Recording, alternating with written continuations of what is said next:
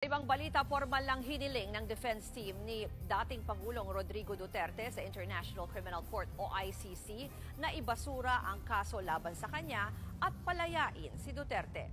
Sa kanilang depensa, kinwestiyon ng mga abogado ni Duterte na sina Nicholas Kaufman at Dov Jacobs ang jurisdiction ng ICC sa Pilipinas. Matatanda ang kumalas ang bansa sa Rome Statute ng ICC noong 2019. Dahil daw dyan lahat ng mga hakbang ng ICC kaugnay sa kaso ni Duterte, walang legal foundation at dapat ipawalang bisa.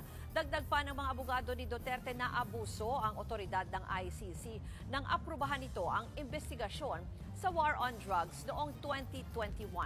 May 4 na buwan pa bago ang confirmation of charges kay Duterte na harap ang dating Pangulo sa reklamong crimes against humanity at inaresto noong Marso.